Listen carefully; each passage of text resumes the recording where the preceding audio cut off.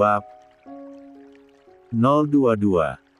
Mungkin Natasha juga tak bisa bebas jika berada di rumah sakit terlalu lama. Sesampainya di rumah, aku menidurkan Natasha di kamarnya, lalu duduk di sampingnya. Om, peluk pintanya dengan merentangkan kedua tangan. Aku tanpa dipinta 2 kali, langsung memeluk pengantin kecilku ini. Om, aku gak mau ditinggal sendirian, aku takut on, pintanya. Saya gak akan ninggalin kamu, kamu bisa ikut saya ke kantor kalau kamu mau, supaya kamu lebih aman juga, jawabku. Iya om, balasnya. Aku memeluk Natasha sangat lama, hingga tangannya terkulai dan ku dengar helaan nafas setengah mendengkur. Natasha pasti tidur. Aku melepaskan pelukanku perlahan, benar saja Natasha tidur, aku menyelimutinya, dan mencium keningnya. Aku keluar dari kamar, pergi ke dapur untuk membuat makan malam untuk nanti, agar Natasha tak usah memasak, aku akan membiarkannya istirahat total, agar dia cepat pulih. Aku akan memasak nasi dan lauknya, supaya nanti aku dan Natasha bisa langsung makan saat Natasha bangun. Prang! Kudengar suara sesuatu pecah di atas sana. 24. Dengan cepat kilat aku berlari ke lantai 2 untuk memeriksa, yang membuatku cemas adalah, suara itu berasal dari kamar kami, aku takut terjadi sesuatu pada Natasha. Saat aku tiba di kamar kami, pintu kamarnya terkunci dari dalam, aku pun menjadi semakin curiga dengan apa yang terjadi di dalam sana. Aku mendobrak pintunya dengan segenap kekuatan yang aku miliki, aku tak mau ada hal buruk lagi yang menimpa Natasha, sudah cukup ini saja yang terakhir. Brak, pintunya terbuka, setelah aku mendobrak beberapa kali dengan kekuatan penuh. Saat itulah, aku melihat seseorang dengan penutup kepala tengah membekapkan bantal ke wajah Natasha. Bantal itu ditekan sangat kuat, hingga kaki dan tang Natasha bergerak-gerak berusaha untuk berontak. Brengsek. Aneng.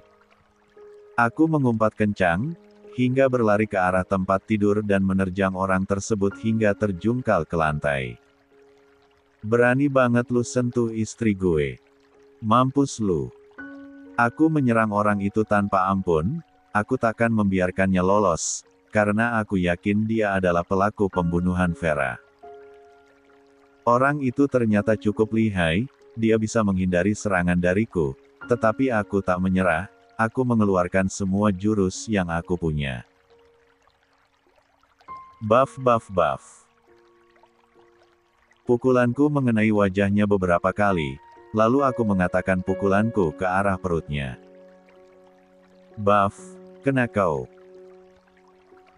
Orang itu terjatuh kembali ke lantai, aku segera naik ke atas tubuhnya dan mengunci kedua tangannya, agar dia tak bisa meloloskan diri.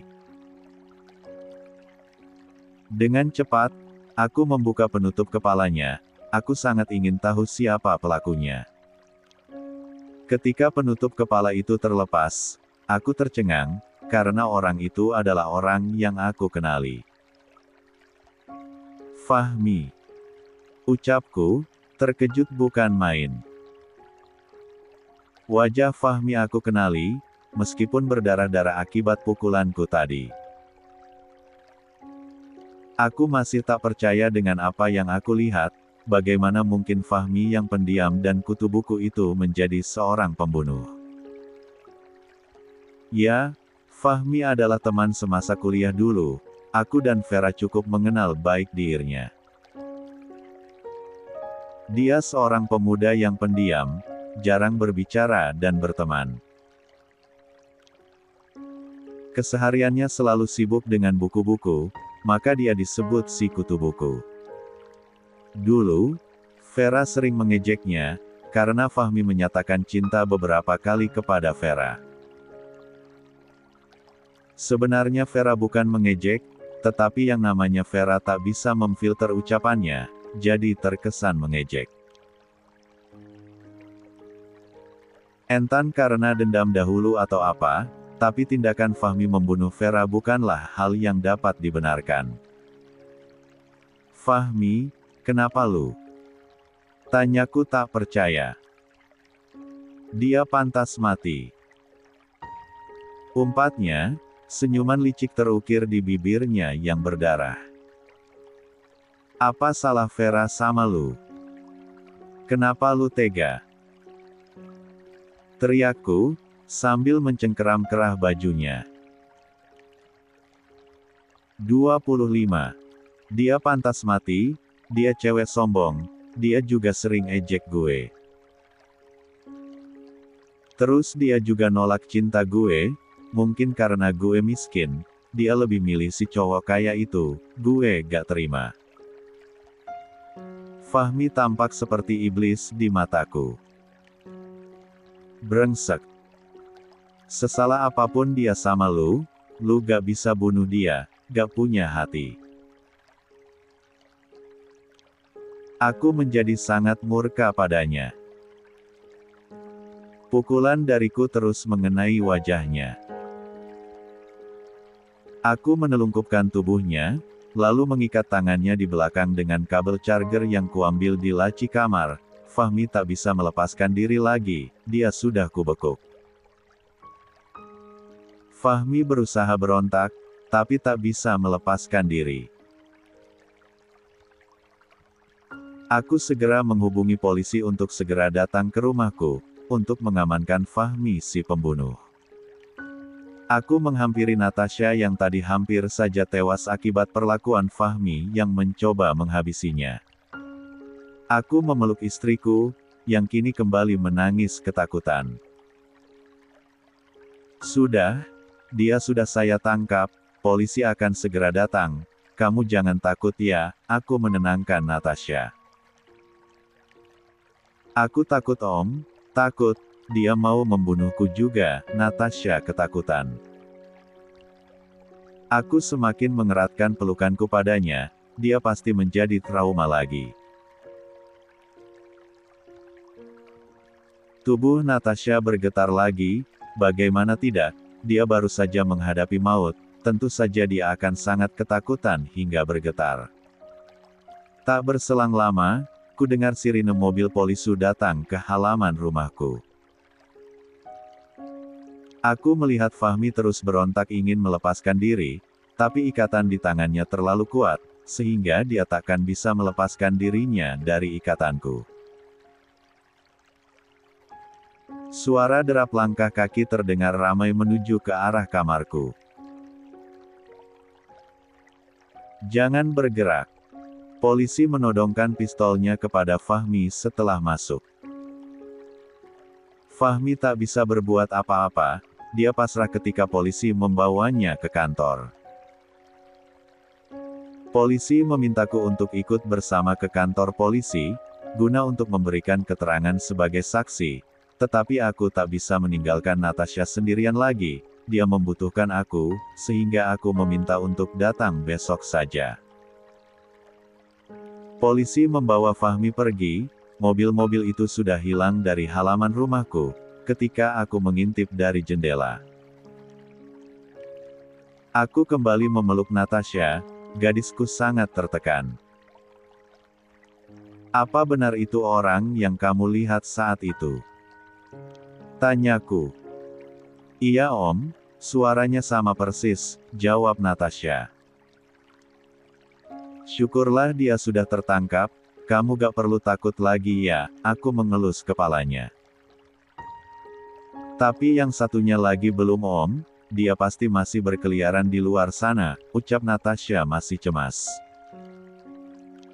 "Kami gak perlu takut, kalau dia sudah tertangkap, maka temannya pun akan segera tertangkap," aku meyakinkan Natasha. "Sekarang kita tidur ya, kamu aman sekarang, saya ada di sini," aku mengecup keningnya lembut. 26. Natasha menganggukkan kepala, Detak jantungnya mulai normal kembali. Dia juga sudah tak terlalu ketakutan lagi. 27. 2 minggu kemudian. Aku mengantarkan Natasha ke sekolah hari ini. Natasha sudah mulai aktif bersekolah lagi sejak 5 hari lalu. Keceriaannya pun kembali. Aku merasa lega. Natasha harus melupakan kejadian tragis kala itu. Dia tak boleh terus terbebani pikiran dengan apa yang dilihatnya. Dia harus kembali bangkit seperti Natasha-ku yang biasa. Kasus yang menimpa Vera sudah diusut tuntas. Tersangkanya sudah ditangkap, 2 orang.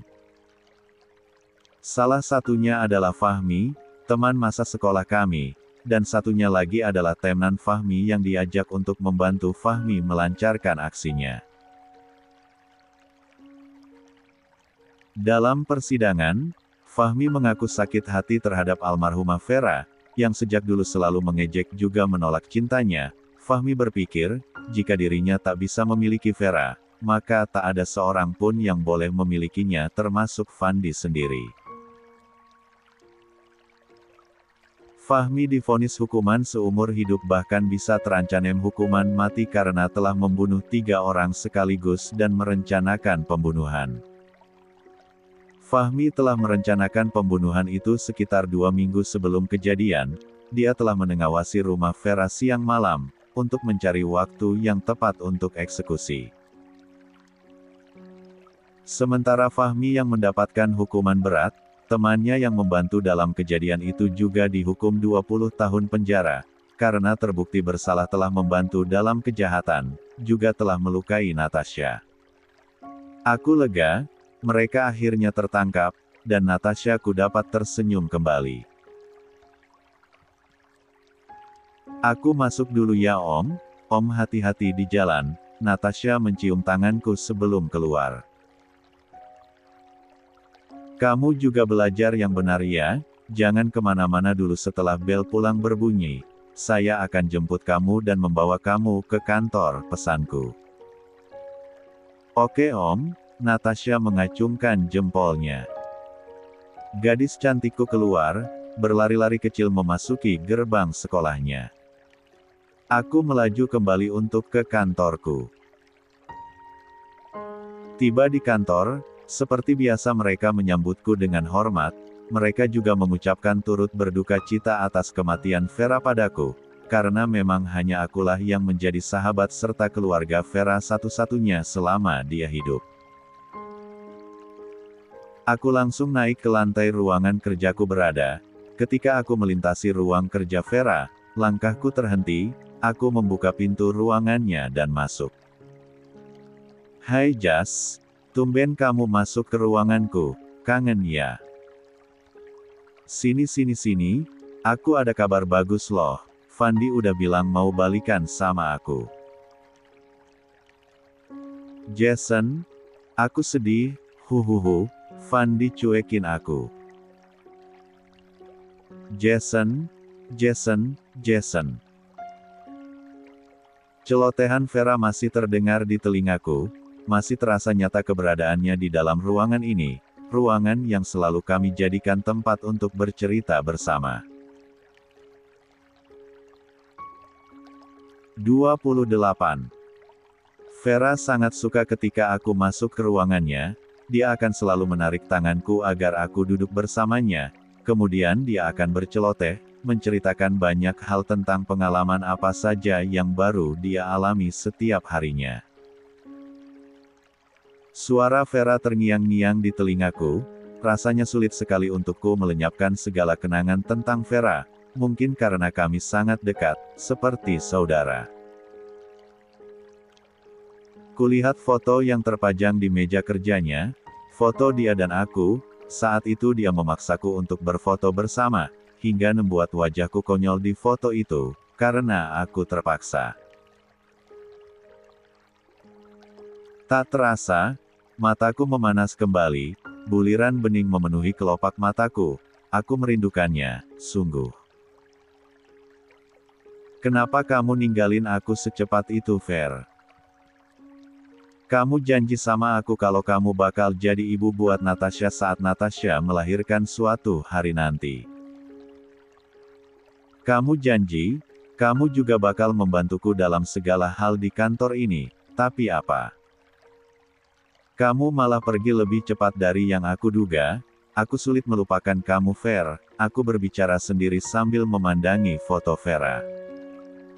Air mataku mengalir begitu saja, tanpa bisa kutahan.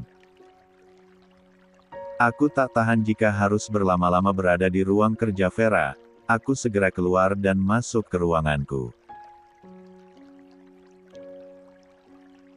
Aku menjatuhkan bobotku di atas kursi, kuseka air mata yang tadi meleleh di ruangan Vera. Ah, sesedih inikah kehilangan sahabat yang begitu dekat dengan kita? Bagaimana tidak? Aku dan Vera lebih dari sahabat, bahkan kami tak jauh berbeda dari saudara. Tok tok tok, pintu ruanganku diketuk. Masuk, ucapku. Permisi Pak, salah seorang karyawati masuk. Silahkan duduk, aku mempersilahkan. Wanita berusia sekitar 40-45 tahun itu duduk di depanku. Maaf Pak, apakah di sini masih bisa menerima karyawan atau karyawati baru? Tanyanya. Memangnya kenapa? Aku balik bertanya. Begini, putri saya baru saja wisuda Pak, dia ingin langsung bekerja. Apakah Bapak bisa memberikan pekerjaan kepada putri saya? Wanita itu mengajukan putrinya untuk bekerja di perusahaanku. Umurnya berapa tahun? Tanyaku. 24 tahun Pak, jawabnya. Oh, besok bawa saja kemari, beserta data-data yang diperlukan, saya akan memeriksanya, pintaku. Baik Pak, terima kasih banyak, wanita itu tampak gembira sekali. Ya, jika anak ibu memenuhi syarat untuk bekerja di kantor ini, maka saya akan menerimanya dan membiarkan dia bekerja di sini, jelasku. Baik Pak, besok akan saya bawa putri saya beserta persyaratannya, wanita itu menyanggupi. Setelah itu, dia keluar dari ruanganku, aku kembali merenung sendiri. 29. Jam pulang sekolah sudah lewat, Natasha pasti sudah menungguku, aku harus bergegas. Aku memacu kecepatan mobilku cukup cepat, tak mau Natasha menungguku lama, apalagi di luar, kejadian saat itu masih membuatku takut untuk membiarkan Natasha berkeliaran sendiri. Tiba di sana, aku melihat Natasha sedang berbicara dengan seorang anak lelaki seumurannya. Aku tak tahu siapa anak itu, tetapi dari pengamatanku, anak lelaki itu menyukai Natasha. Aku lihat pemuda itu memegang tangan Natasha, tapi Natasha menepisnya terus-menerus, seakan tak sudi disentuh. Tit tit tit. Aku membunyikan klakson mobil untuk memberikan kode pada Natasha. Aku tak mungkin keluar untuk membawa Natasha bersamaku, karena itu akan membuat pemuda tadi curiga. Mendengar suara klakson itu, Natasha berlari ke arah mobilku, dia langsung masuk. Aku melajukan mobilku kembali, membawa Natasha ke kantor. Anak itu siapa? Kok kayaknya kalian akrab? Tanyaku cemburu. Cuma teman, jawabnya singkat. Teman tapi pegang-pegang tangan, yakin cuma teman. Selidikku. Cuma teman Om, dia itu Rio, ya memang dia suka aku, tapi aku gak suka dia, jawabnya malu-malu. Kenapa gak suka? Dia ganteng kok, godaku. Memangnya boleh? Tanyanya, dengan tatapan mata menantang. Ya jangan dong, kan punya saya, masa suka sama cowok lain, aku mengalah, daripada Natasha nekat berpacaran dengan pemuda itu. Makanya, jangan nantangin, nanti kalau aku beneran suka sama dia om nangis, celotehnya seenak jidat. Nangis apanya? Emangnya saya anak kecil? Cewek mah banyak, saya bisa cari cewek lain kalau kamu maunya sama dia, aku tak mau kalah dari gadis cantikku ini.